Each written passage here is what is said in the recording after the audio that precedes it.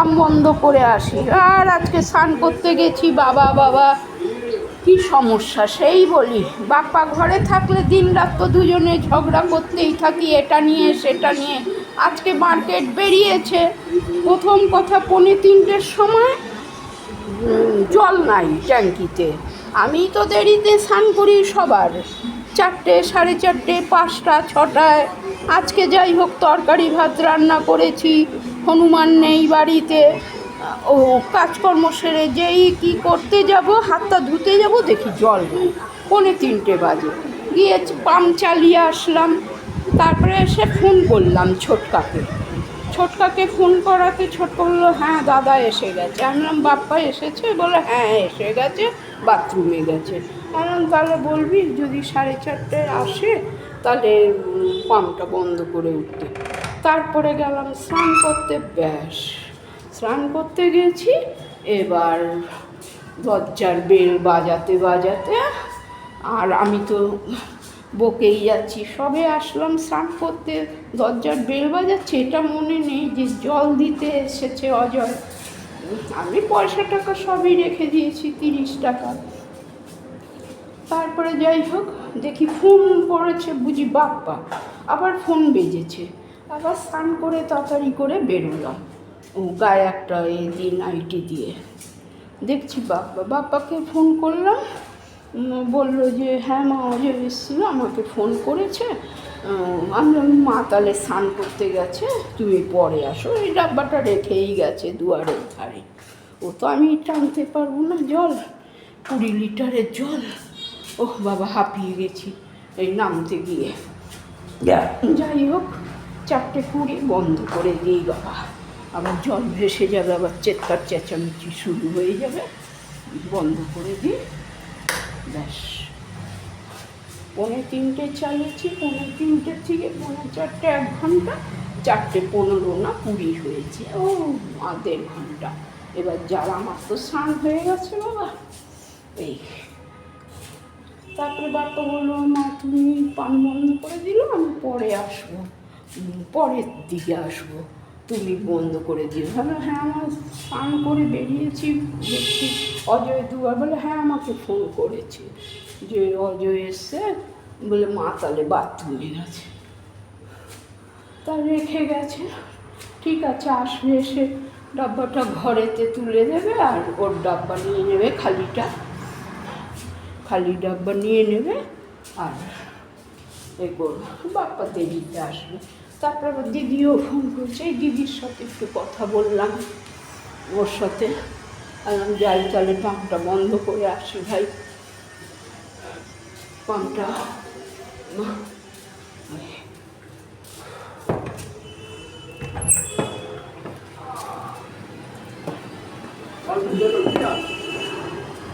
এই অবস্থা সেই বলি, ঘরেতে থাকলে লোকজন এক, না থাকলে আবার আরেকটাই। বলো দেখো, লোক লাগে না? লোক লাগে, ঘরেতে লোক লাগে।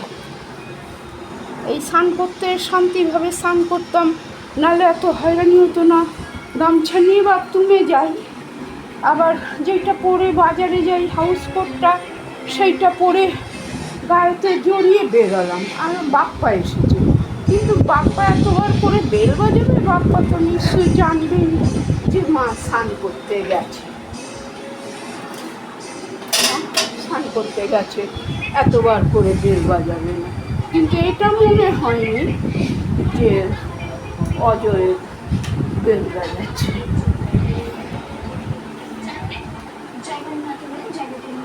এই সেই বলি ভাই, লোক থাকলে চেঁচামেচি হোক যাই হোক, লোক আবার লাগে কাজে। এই বাপ্পা থাকলে এই জিনিসগুলি, পাম্প চালিয়ে আয় রে বাপ্পা, পাম্প বন্ধ করে আয়। অজয় আসলো জল দিতে, খুলে দিল, পয়সা তো সামনেই রেখে দিয়েছি আমি, কোনো ব্যাপার নয়। কোনো যাই হোক এখনো আসিনি আসিনি, বসে রয়েছি। ওই তুমি আমার সঙ্গে চলো, আমি তোমার সঙ্গে কথা বলি।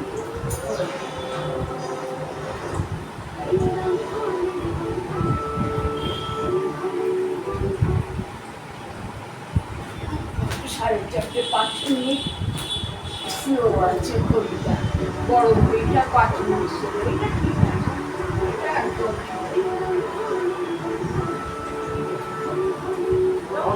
আমার ভাবলাম যে না তাড়াতাড়ি বেরিয়ে যাই, যদি আমার অজয় আসবে, ওই জন্য তাড়াতাড়ি করে বেরিয়ে গেলাম।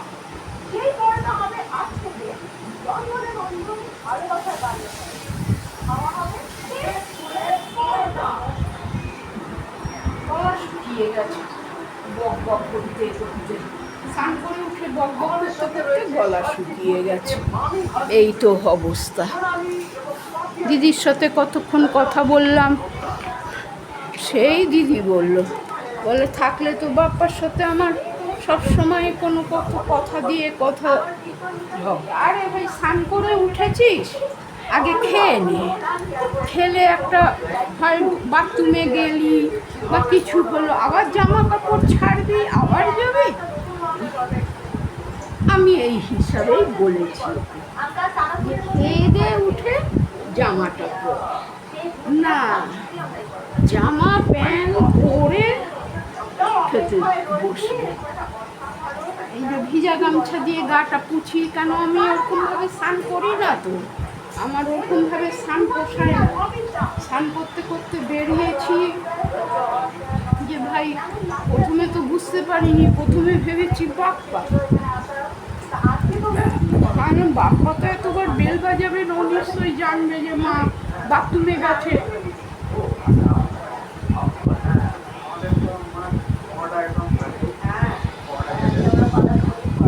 যাই হোক বন্ধুরা, তোমাদের সাথে সুখ দুঃখ সবই শেয়ার করি বন্ধুরা, কিছু মনে করবে না, কিছু মনে করবে না, তোমাদের সাথে সব দুঃখ সুখ শেয়ার করি। এই বাপ্পার সাথে ফটর ফটর দিন রাত লাগে, এই তো থাকলে লোকজন লাগে কত। দেখো আজকে একা ঘরে, বউ তো নেই, বউ আসেনি, বাচ্চাটাকে এমন ভ্যাকসিনের কর্পোরেশনে ইঞ্জেকশন দিয়েছে, ওরে বাবা রে বাবা, বাচ্চাটা 2 দিন ধরে জ্বর, শরীর খারাপ, পটলের মতন জায়গাটা ফুলে গেছে, ভালো দিতে পারেনি গল্প। এই জন্য পয়সা দিয়ে বলে মা এবার থেকে ওই 200-400-500 টাকা লাগবে, কী করবো, পয়সা দিয়ে দেবো। তাহলে কষ্ট পাচ্ছে না বাচ্চা, কল্পসনে জানে না, সরু সুই দিয়ে বাচ্চাদের এক তো একটুখানি, বাচ্চাটা রোগা পাতলা, যাই হোক ডাক্তার বলেছে সুস্থ আছে, কোনো অসুবিধা নেই।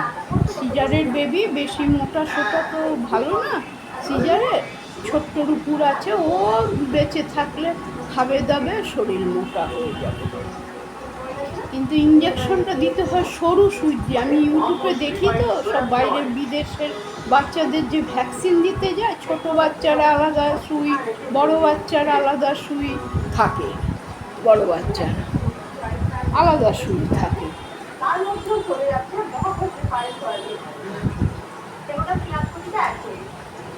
আর মোটা সুই দিয়ে দিয়েছে, জানি নতুন হাত না কি জানে না কল্পসনের, সেই ছোটকাকে বললাম, গিয়ে বলবি একবার যে ভাই এরকমভাবে ইঞ্জেকশন দিয়েছো, ছোট বাচ্চা, দেখো কি অবস্থা, মা দেখলো তোমারও মায়া লাগবে।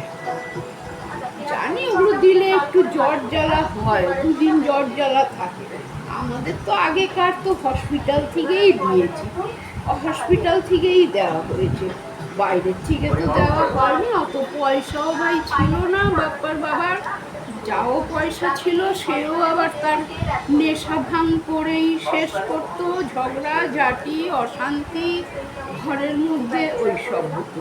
আর এখন বাবা ওই দুঃখে বাবা না রে বাবা, একা থাকি, ভালো থাকি, ওই বাড়িতে মিঠুর সাথে থাকুক, দুজনের বলবে ভালো, গঙ্গার জল খাবে, ঠিক আছে। আমাদের বাবার বাড়িতে ভাইরা কখনো সিগারেট পর্যন্ত খায়নি, আমার 3 ভাই, বাপি, শঙ্কর আর সঞ্জয়, সিগারেটও খায় না কোনো দিন।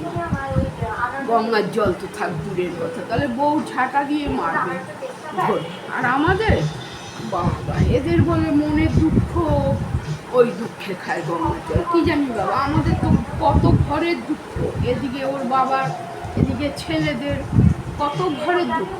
এই দুটো ভাত রুটি খাওয়ার জন্য মরে যাচ্ছি, আবার বলে গঙ্গার জল খাবে।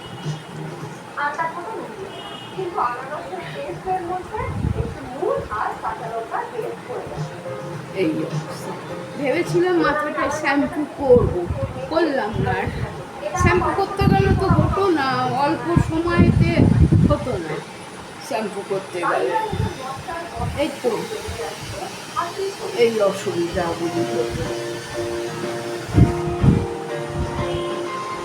এই চুলটা কাটলাম পরশু দিনকে, ঠিক করে কাটা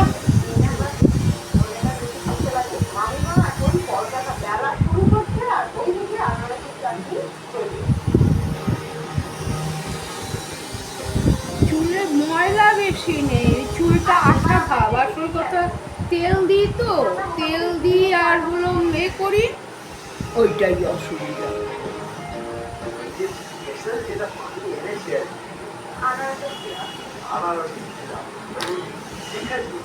তেল দিয়ে চুলে আর জল দিয়ে রোজই আমার নায়া মাথা ভিজিয়ে স্নান করলাম। আর এটাই ছোট্টা হওয়ার পর থেকেই এটা মানে 40 বছর তো হয়েই গেল। 40 ছোট্টা 40 না, বাপার বুঝি 40 হবে। তারপরে মিঠু আছে, ছোট্টা আছে। যাই হোক, যাই বয়স থাকুক ভাই, একদিন থাকলেই বয়স বাড়ে, মানুষের আয়ু হবে, কী করা যাবে। আর বন্ধুরা, তোমাদের সাথে একটু শেয়ার করলাম। স্নান করে উঠে, তাহলে তো স্নান করে রোজ আসি না তোমাদের সামনে, পাম্পটাও বন্ধ করে আসলাম। বাপ্পা বললো মা তুমিই বন্ধ করে দিও, আমি দেরিতে আসবো। ঠিক আছে, আমি তো আর ফোন করলাম না, তাহলে আমাদের যোগবাজার থেকে 1 কিলো অন্তত আলু নিয়ে আসতে। এখানে তো আলু বাবা দাম কত বলছে, ছোট্ট ছোট্ট আলু যেগুলো 30 করে 25 করে এনেছি, সেগুলো বলে 45 করে। কী রে ভাই, এত জিনিসের দাম হলে মানুষ কী করে করবে এত। এখন এই ঘরে বসে আছি, কি করব, জলের লোকও আসে না। বাপ্পা থাকলে এই আবার দায়িত্ব থাকে না কাম বন্ধ করার। আরও 10 মিনিট চলতো তো ভালো হতো, এখন বন্ধ করে আসতাম। এখন 4:40, এটা 5 মিনিট স্লো আছে। যাকে বাবা আগে বন্ধ করে দিই, আবার আঙ্কেল চালাবে। ওপরের ঘরে আঙ্কেল, পাঞ্জাবি আঙ্কেল চালায় তো, ও চালাবে।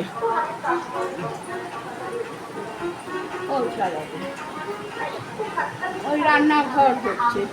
বন্ধুরা, যাই হোক, সাথে থাকো, সবাই ভালো থাকো। আশা করি ভালো আছো, আমিও ভালো আছি। এই চলছে ঝগড়াঝাটি, ভালো মন্দ এর মধ্যেই চলছে আমাদের। কি আর করব বলো। এই মনের দুঃখের কথা কাকে বলবো, তোমাদের একটু বলি বাবা। যাকেই বলতে যাবো, ছেলে পেলেদের বলতে যাবো, 1000টা কথা শোনাবে আমাকে আরো। এই রাখছি বন্ধুরা, হ্যাঁ।